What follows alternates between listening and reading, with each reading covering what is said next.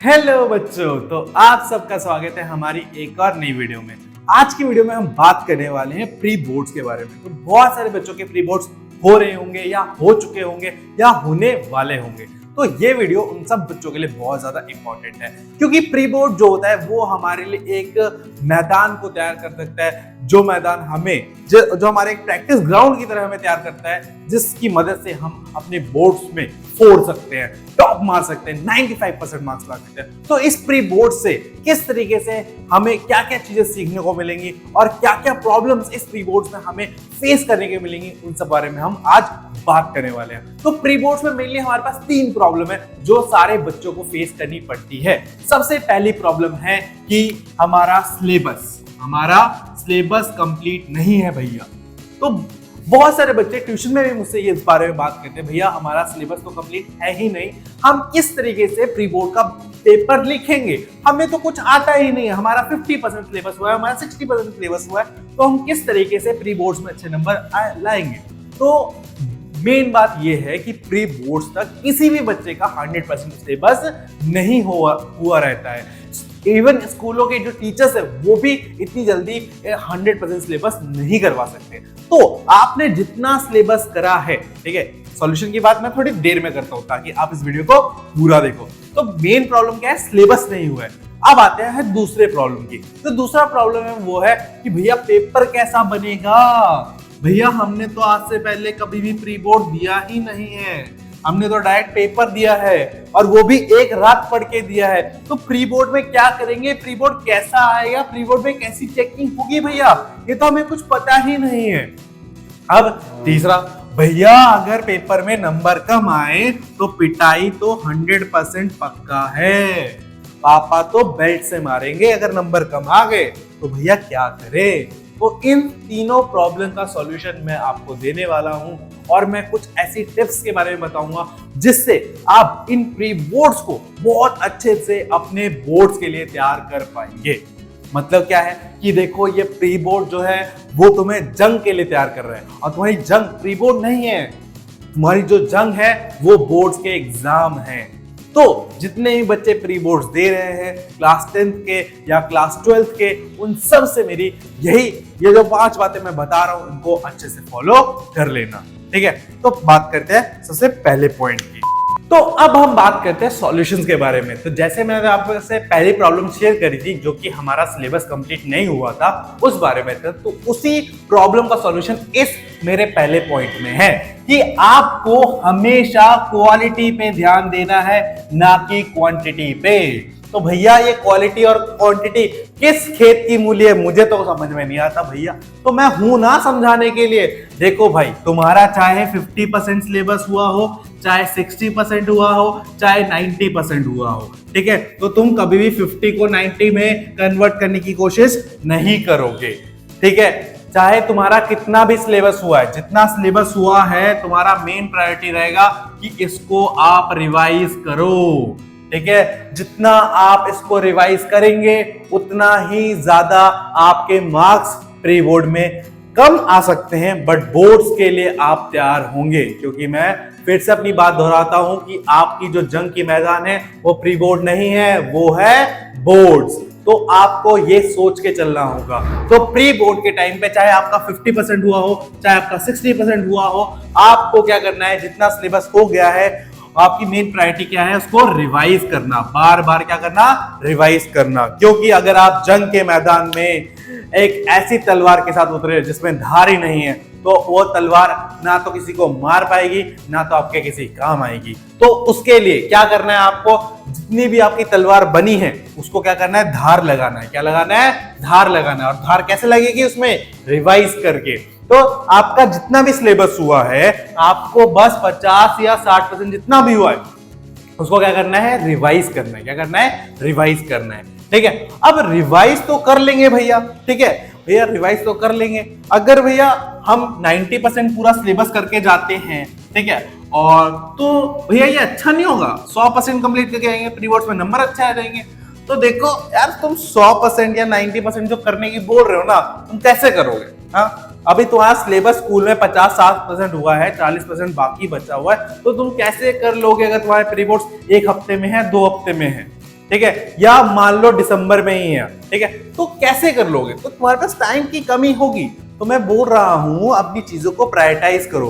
तुम्हारी प्रायोरिटी ये बननी चाहिए कि आपको अपना सिलेबस को जितना भी हो गया उसको रिवाइज करना है, ना कि उसको कंप्लीट करना है। कंप्लीट करने का टाइम होगा आपके पास, जनवरी है, फैब के लास्ट में पेपर है, तो रिवाइज करने का बहुत टाइम मिलेगा। नेक्स्ट बात करते हैं, तो नेक्स्ट सॉल्यूशन या जो नेक्स्ट स्टेप है वो क्या है? टाइम मैनेजमेंट करने का। तो देखो, इसको समझाने के लिए मैं एग्जांपल लेता हूं। लेट्स सपोज ये एक बच्चा है, ठीक है, और ये एक बच्चा है, ठीक है। इस बच्चे ने क्या करा? प्री बोर्ड ही नहीं दिया, क्योंकि इसको डर था कि अगर मेरे नंबर कम आ जाएंगे तो मुझसे क्या होगा, मेरे घर पे बहुत पिटाई होगी, उस वजह से इसने प्री बोर्ड ही नहीं दिया। बट ये बच्चा, इसके सिलेबस भी कंप्लीट नहीं था, इसने जितना पढ़ा था बस को रिवाइज करके गया, इसने प्री बोर्ड दिया, ठीक है। अब प्री बोर्ड दिया इसने, तो उसको समझ में आया कि इसका पेपर तो कंप्लीट हो ही नहीं रहा है, इसका पेपर जो है वो कंप्लीट हो ही नहीं रहा है टाइम के अंदर। तो इसको पता चल गई कि इसकी कमजोरी क्या है, कि पेपर को जल्दी नहीं लिख पा रहा। तो ये बात आपको कैसे पता चलेगी? ये आपको प्री बोर्ड से पता चलेगी। तो इस बच्चे के साथ क्या हुआ कि इसने तो प्री बोर्ड दिया नहीं है, तो इसको ये बात पता ही नहीं है कि ये टाइम के अंदर प्री बोर्ड अपना पेपर खत्म कर ही नहीं पाएगा। तो इसके साथ बोर्ड में एक हादसा हो जाता है, और वो हादसा आप समझ सकते हो क्या हुआ होगा, कि इस बेचारे का पेपर जो है वो आधा अधूरा छूटते ही जा रहा था। तो प्री बोर्ड आपको ये समझाएगा, प्री बोर्ड आपको इसलिए तैयार करेगा कि आप अपने बोर्ड के पेपर को कम से कम टाइम में खत्म कर पाओ और आपका कोई भी क्वेश्चन ना छूटे, ठीक है। तो टाइम मैनेजमेंट सीखने का सबसे बेस्ट वे है, आपको अपने प्री बोर्ड्स के पेपर को सीरियसली लेके लेना होगा। आपको सारे क्वेश्चन को अटेम्प्ट करना पड़ेगा और आपको देखना पड़ेगा कि आप सारे पेपर को एक टाइम 3 घंटे के अंदर कर पा रहे हो कि नहीं, ठीक है।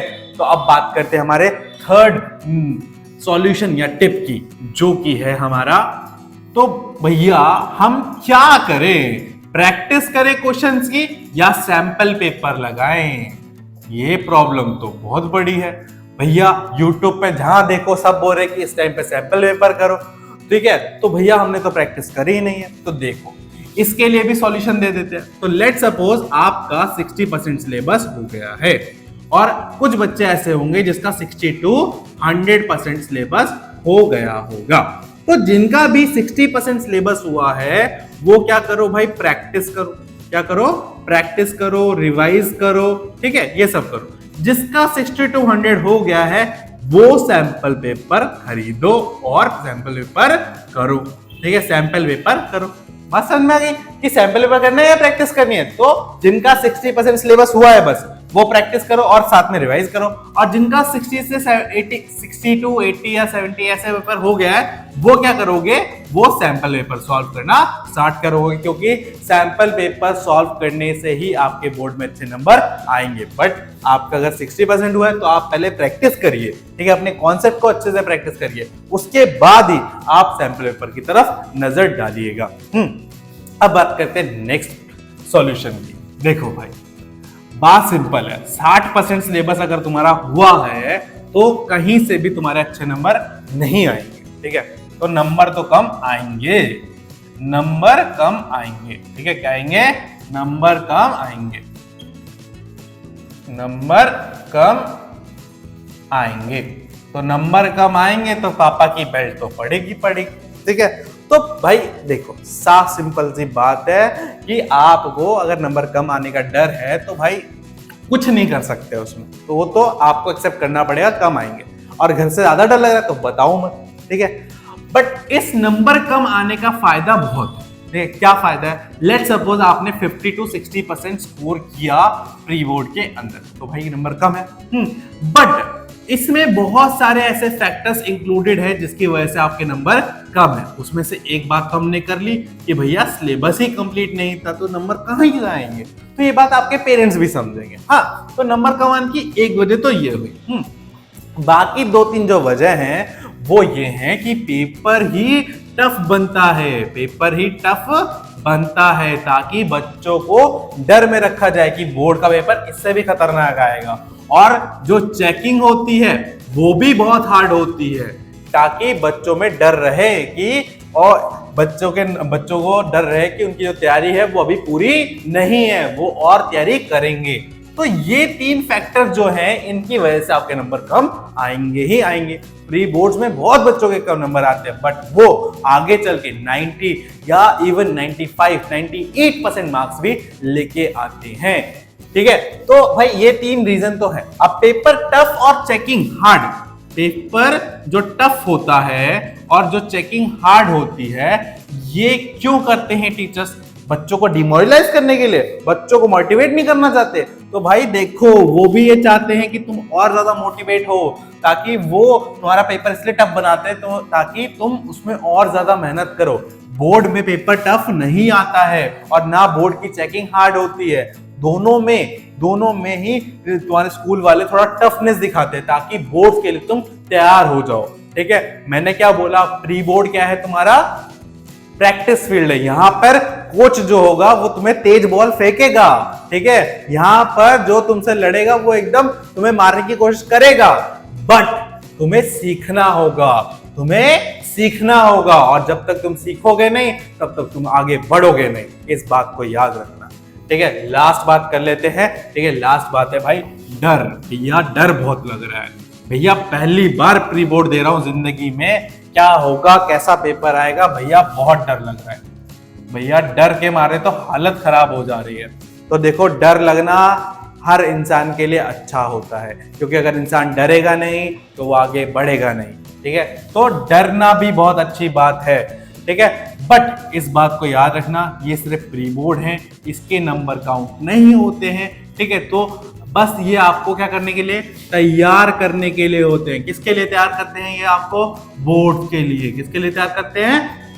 बोर्ड्स के लिए। तो डरना अच्छी बात है। अगर जिसको डर नहीं लग रहा है तो डरना स्टार्ट कर दो, क्योंकि प्री बोर्ड्स को अगर तुमने हल्के में लिया तो आपके बोर्ड्स एकदम नीचे जा सकते हैं और आपके नंबर भी गटर में जा सकते हैं। तो प्री बोर्ड्स को सीरियसली लेना स्टार्ट कर दो अभी से। अगर तुम प्री बोर्ड्स को सीरियसली नहीं लोगे तो पता नहीं क्या हो सकता है आपके साथ। तो बस आज के लिए बस इतना ही करते हैं, क्योंकि आप सबको भी पढ़ना होगा, जी जान लगा के पढ़ना होगा, ताकि आप हमारी वीडियो में आ सको, अपने टिप्स और अपनी जो बातें हैं वो बाकी बच्चों के साथ शेयर कर सकते हो। और ऐसा कब होगा? जब आप पेपर में टॉप करोगे। तो बस जो ये बातें मैंने आपको बताई, इनको आपको ध्यान रखना है, इनको फॉलो करना है और आपके अच्छे मार्क्स आएंगे ही आएंगे। और प्री बोर्ड के बाद क्या करना है उसके लिए एक वीडियो में जल्दी से लेके आ रहा हूं, तो रेडी रहना। ठीक है, तो बस आज के लिए इतना ही करते हैं। Tata bye bye.